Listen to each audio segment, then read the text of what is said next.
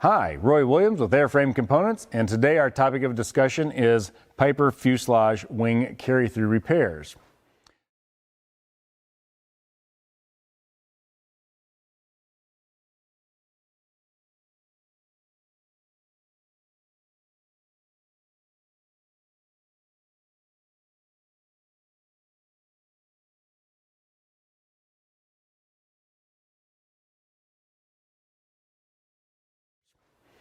With the discussion of Piper wing spars, a lot of focus has been on the wings themselves. With the inspection of the wing spars, we also want to do a close inspection of the spar carry-through located in the fuselage as well. This particular aircraft we have today, this is a 1992 PA28 161 Warrior. This is a flying club aircraft, has about 9,400 hours total time in service. Has a high usage, high utilization, so this would be a perfect candidate for inspection. On this particular aircraft, an eddy current inspection was performed on the lower bolts of the spar cap. An anomaly was found in the lower cap of the spar carry-through, so this particular flying club elected to bring the aircraft to us for replacement of the lower spar cap. I always break repairs down into three different segments. The initial teardown of the component, in this case the fuselage, to gain access to the area to be repaired. The middle segment, which is the actual repair of the component. And then the last segment, which would be reassembly after repair.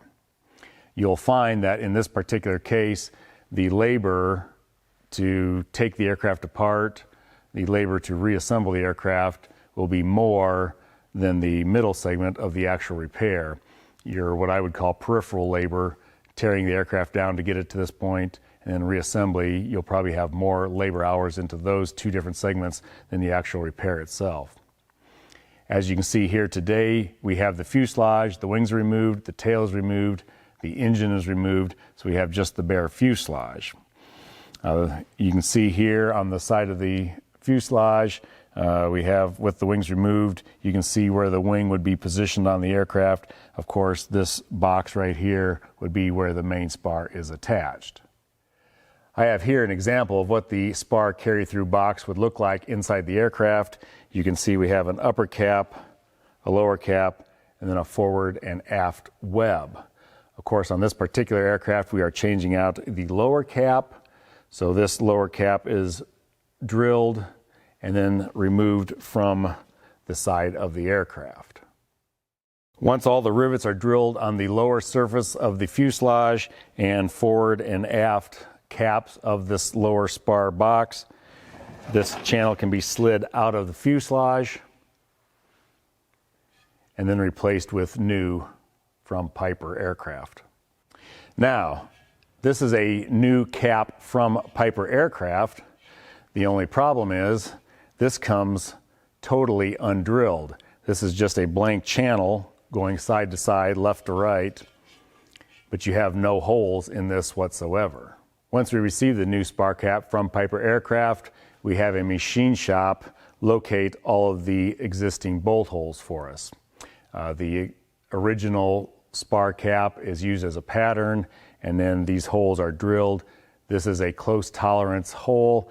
The alignment of all of these holes has to be maintained not only to each other, but also in relationship from this set of holes to this set of holes over here.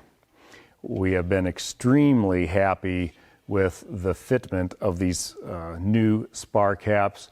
Once the new spar cap is installed back into the carry-through, you can install a wing spar in there. The bolts just drop in both top and bottom surfaces. Again, the purpose of this video today is to simply show that this particular task of changing out spar caps in the carry-through is not an overwhelming task. It is not a reason to scrap out an aircraft. It may be a costly repair, but is definitely not a daunting repair. That's all for today's video. Stay tuned for future segments from Airframe Components.